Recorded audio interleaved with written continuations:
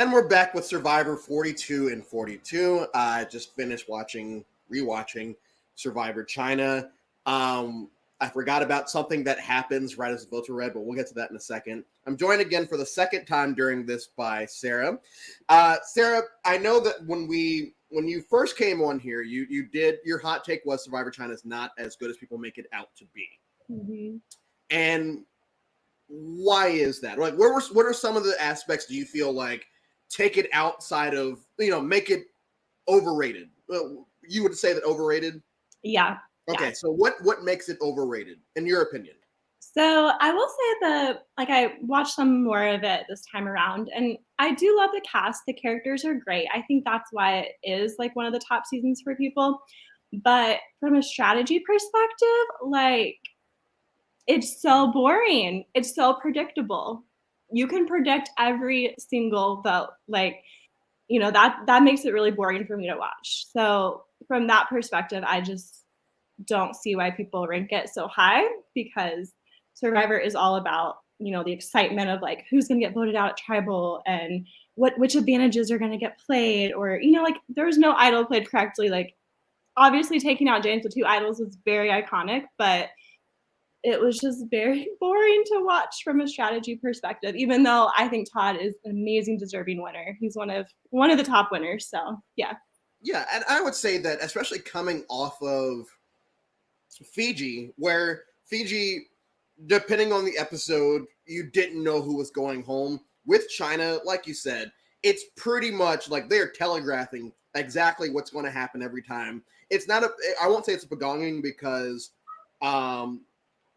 PG and Eric are able to last until final 6, but it's a begonging where they also get rid of the perceived 2 strong players in James and Jean Robert. I don't understand the whole Jean Robert thing. I don't think he would ever win a game like this, ever. He has no social game at all. But I do feel like it kind of dragged. I will say that. But I think that the cast saves it. Mm-hmm. And, like you said, Todd, very good winner. But the final 3, just in general, a great final 3. One of my favorite final 3s. And one of the only final 3s where every person gets a vote. I do feel like Amanda very much shit the bed at the end there with Pout Face. This is the first of 2 Pout Face final tribals. And who called her out on it this time? I think PG called her out on this time. Where it's like you always sit up there with those doe eyes and you're pouting, just like own up to something. And Amanda still beat around the bush when it came to voting out James. She kept saying, and blah blah blah, and so eventually I had to vote out James. It's like, oh, Amanda, just put your foot down and just say you did it, because you see how these people are reacting to Todd and Courtney, owning up to their crap. And I think that I think Jeff said it best in Here's What She's Doing. She just doesn't have that extra thing that you need in that moment. At Final 4, after Denise goes home and she gets back to camp and she's complaining to Todd, you made me look like, stupid up there. That should have clicked in her mind at that moment. This is how Todd's going to act tomorrow night. I need to go in there and do exactly that, or, at least be better than this. And I hate saying it like that because I really do like Amanda. I do feel like she is one of the better players that's ever played the game. Mm-hmm. But there is no way that realistically, even as a Courtney fan, that Courtney should have gotten more votes than her. It's just more performance. So what were your thoughts on Amanda this time around? Do you think she learns from her mistakes in her 2 future seasons? And do you think there is a chance that if it's her, Courtney, and Denise or something, another mixture, that she could potentially win? So Amanda is an amazing social player. That's clear. Like she was very, very great socially. Probably better socially than Courtney. Like, that's her biggest strength in the game. But I think she plays too much with her emotions. And I think we see that in her later seasons too. And she's a very emotional player when it comes to it's hard for her to be cutthroat and own that, like she just wants to be apologetic, and that's not what people respect in Survivor most of the time. And it was very clear, from the jury that they weren't going to appreciate that. And the fact that she kept playing the apologetic role in her speech, I was just like, girl, like you are digging yourself a hole. Like, realize what the jury wants. And that is part of Survivor and what makes someone a great winner and why people deserve to win is just if they recognize what the jury wants. And Todd recognized exactly what the jury wanted from the very beginning of Final Tribal Council, and he played into that and he kept his momentum going. And that was Amanda's downfall. She didn't recognize what the jury wanted. And I think that continued in Micronesia. But I wish she did learn that key piece of winning Survivor is you have to know what the jury wants and you have to play into that. And that's why, like, I know a lot of people say like Todd gave the best Final Tribal performance. I think that's true. Like, incredible. Just he knew exactly what they wanted. He gave the exact answers they were looking for. Yeah, and the reason I think that Todd's Final Tribal performance is better than Chris Doherty's, not by a lot, but the only difference for me is with Todd's, it didn't come off fake. Mm-hmm. Like with Chris's, it inherently is like, okay, this dude is definitely just playing these people. It's very fake, but they're buying into it, so more power to him. With Todd, he wasn't up there crying or anything. He was just like, this is how it is. This is how I got you out. This is why I voted you out. And that's the end of the story. Like, I'm not going to sit here and beat around the bush. This is why I did this. And I feel like Courtney did the exact same thing. Yes, I basically followed Todd and did whatever Todd said. I wasn't the best strategist, and I didn't want to, like, I didn't have to be because I had Todd. And I think because she owned up to it, like, a lot of jurors will go up there and say, oh, riding coattails, blah, blah, blah. And I feel like a lot of the time people won't just say, you know what? Yeah, I did.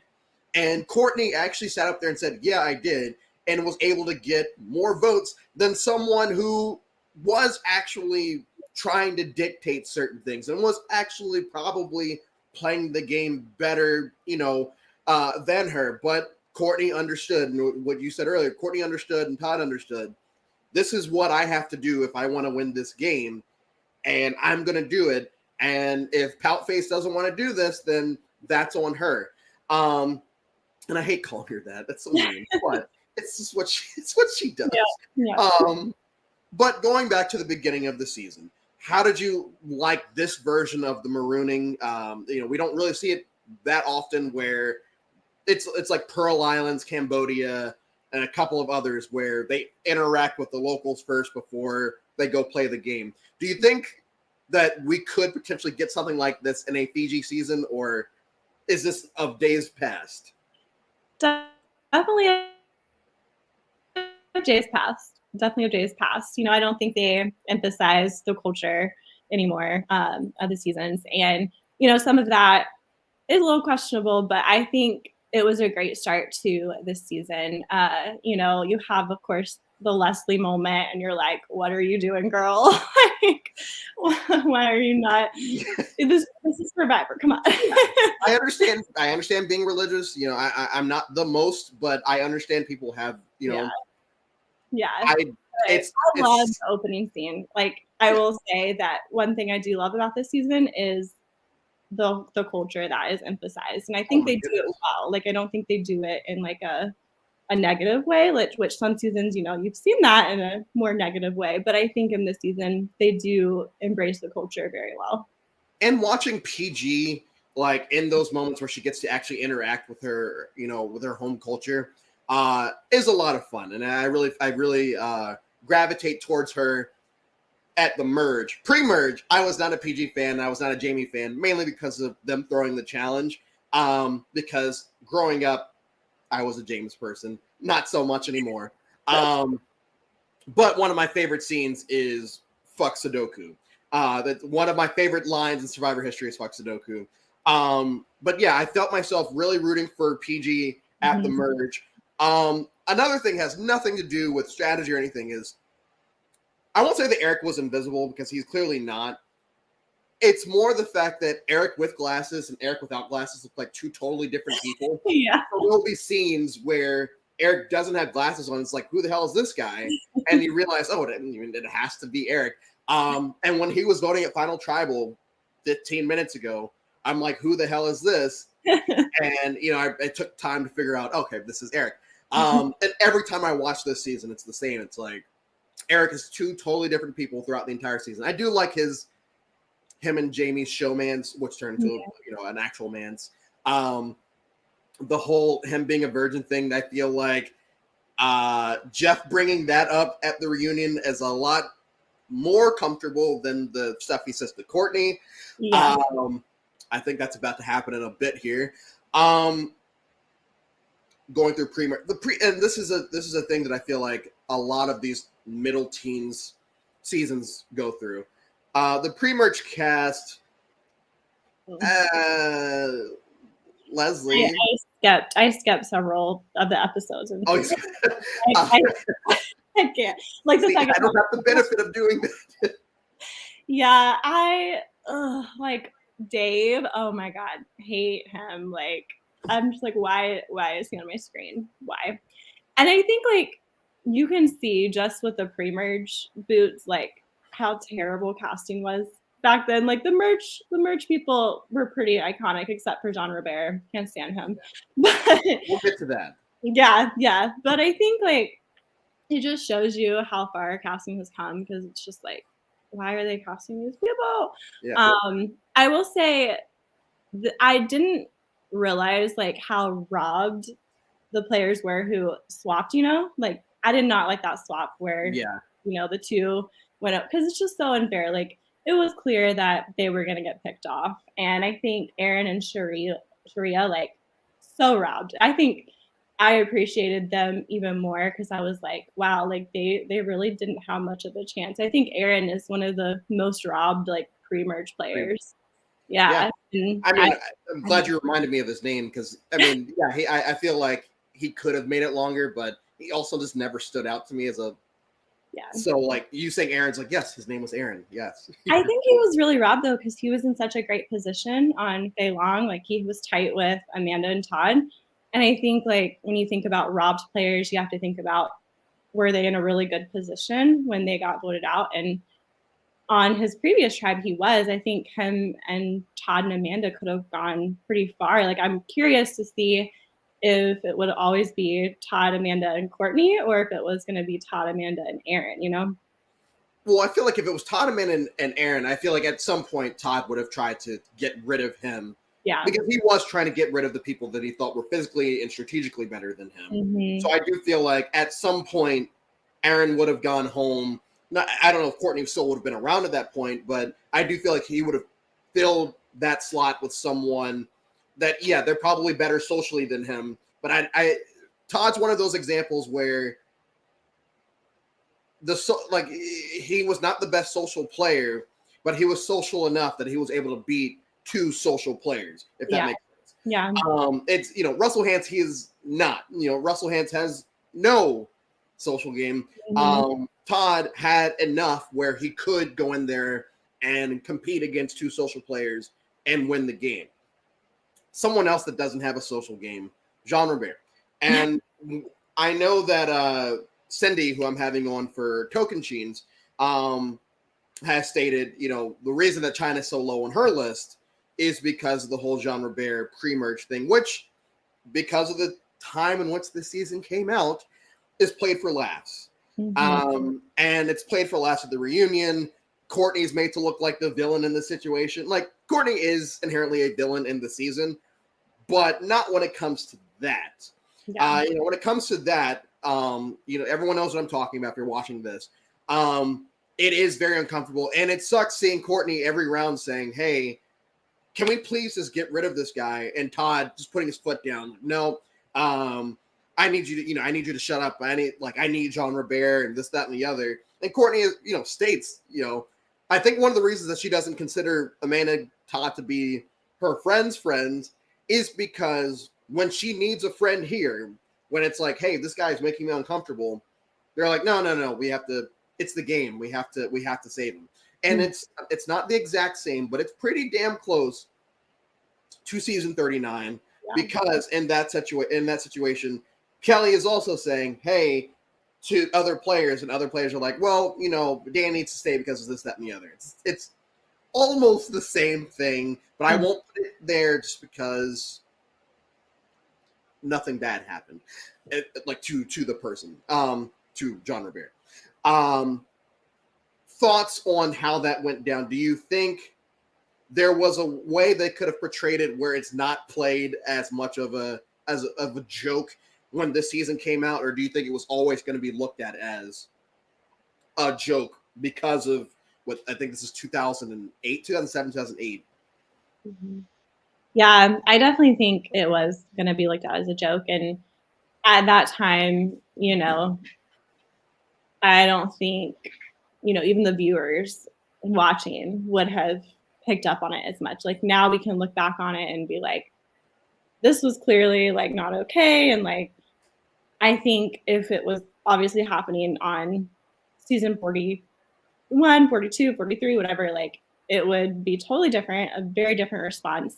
But people did, make it look like Courtney was the villain. Like, no one really respected her as a person. And like, I love Courtney. Like she's probably my favorite character to watch on this season. And her and PG were my two favorites. And that stayed the same when I watched it again. But, I wish she got more respect as a person. Like even what you said, like Jeff asking her about anorexia at the reunion, like she still didn't get respect as a person. And I think people just looked down on her and, didn't consider like her feelings and like feeling uncomfortable with Jean Robert. Like they didn't care about that because they didn't respect her as a person. And it just really, it makes me really upset. Yeah. I mean, I'm glad she got to return at least, and John Robert did not. Yes, and it's frustrating. Yes, because she's looked at as less than, and I think that's why I love her that much more in the season, is because her confessional, she can actually just say, you know what, screw these people. I'm going to say whatever I want. They can be pissed off when they go home and watch the season, but also they should be more pissed off at what they were actually seeing happen to me at camp. So yeah, Courtney is probably my favorite person this season by a long shot. Like I said, when I first watched it, James was my favorite. And throughout the years, I'm not a James person.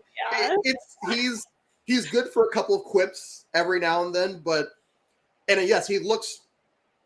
And when it comes to the tribal stage, yes, he is a very dominant player. But I'm fairly certain James has never won an individual immunity over 3 seasons. So I don't know. And we know he's not the most strategic person, and he's only really social with the people that he's working with. He's basically outing PG, like you like, we're not going to talk because you're going to be on, you're on deck. He's not really associating with anyone that he's not working with. And yes, I understand that probably comes from frustration from PG throwing the challenge pre-merge, but it's a totally different game now. They're showing him in People's Sexy Man of the Week. He has a very nice torso. I'll give him that. I wish I had a torso like that.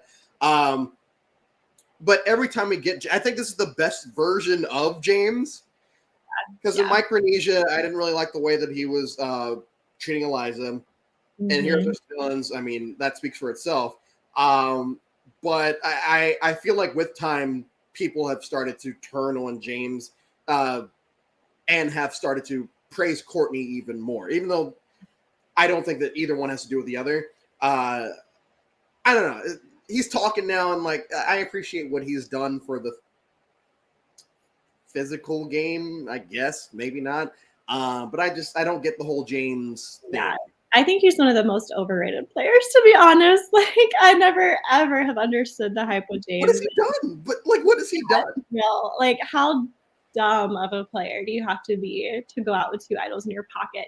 At final 7, like, yes. The fact you're banking on 6 and 5 like that, like, mind blowing. Which, I mean, like, I give Amanda and Todd credit for convincing him of that, but like, yeah, there was no strategy. His social game was not good. Like you said, he only talked to people he was working with. And I didn't really understand why he got invited to come back, besides the fact that like the fans liked him, But he's attractive. Yeah. Like he has a very attractive body, but I swear they're gonna do that with Jonathan, and we're all gonna. Oh yes, that's exactly what's gonna happen. Riot over that. Yeah, we'll have Jonathan back soon. Don't you worry. God. But yeah, we're gonna get. But that's why they brought James back. I feel like because he doesn't win a single immunity this season, individual immunity this season. And in Micronesia, he gets hurt, so we'll give him that pass. Yeah. I still don't think he would have won an individual immunity this season. But I do think that he is heavily overrated. And when I'm curious to like actually get to talk to a James fan just to see what they like about him. Like what if they want to say he's a fun character, sure. He's quippy. I will give him that. But so is Courtney. I think Courtney does it way better. Mm-hmm. And Courtney wins an immunity. Did James win an immunity? Final three. Is this, in your opinion, top 2-3 final threes of all time? Yeah. Is it because they all get votes? Or do you think that just because someone doesn't get a vote doesn't mean it's a top three? I think it is because I think, they all have a strong speech to give. Like Amanda clearly doesn't give a strong speech, but like they all have that opportunity because they played similar games. I don't enjoy the fact that they were all in the same tribe, but at the same time, it's like Todd as a winner, like it makes him even better because it's like he knew he was in the best position on his original tribe. He didn't have to flip. It would be stupid for him to flip. And he knew what he had to do and he did it. And I can't fault him for like not changing up the game. And I mean, obviously voting out John Robert and James was like big votes, but like he did not, backstab Courtney or Amanda at any point because he knew that they would go along with him. And I think as characters, this is one of the best final threes that we'll see. Like as characters, they are all like very different characters. And just like, I think honestly what it is for me is that they're all edited so well. Like, yeah, you don't have like, an invisible player at the end. They all have their own stories and edits, and you can like follow along the whole season, and they all have story arcs. Like, I think that's what makes this one of the best final threes. I feel like of the merge, the only person that is relatively invisible is Eric. Mm-hmm. And I think that's because Eric and Jamie was that plot line. And so once you remove one person from it, it's like, oh, well, there's Eric. Yeah. PG is, I love PG. Yeah, PG's storyline is probably the best besides Todd's. Yeah. Because she was that close to winning Final Five immunity. And then probably Denise goes, and we can go from there. But Jeff just asked Courtney to apologize to Denise for her comment she made about that, and she's like, "I already have." Denise is like, "She already has," and Courtney's like rolling her eyes at Jeff because I'm not even fairly certain. I know that she's pissed off that Jeff keeps trying to pick on her here. Yeah, I'm really surprised she said yes to coming back. Like, yes, because he continues to pick on her in Heroes versus Villains. Yeah, it's ridiculous. But I want to see with Eileen real quick that I think this is one of the strongest winners edits we've ever seen with Todd. Like the first episode, he has that whole confessional about like, I'm gonna win $1 million, like I'm gonna be sneaky and devious. You don't see that with anybody else. Like it's so obvious from the very beginning he's gonna win, which is why I don't enjoy the season as much, just because it's so predictable. Like you can see the whole entire time that Todd's gonna win, and I wish in that sense editing was better, where you didn't clearly see it. Do you think there was a decoy person in there? I felt like PG was the decoy. I didn't think that Amanda or Courtney were, but I felt like PG, just the way it started for her and how it ended for him, like, wow, like PG might actually do this. Mm-hmm. But like you said, I feel like Todd was the obvious from day one. We got a lot of Todd content in that first episode. Yeah. His interactions with John Robert, his interactions with Amanda, his interactions with Aaron. It all.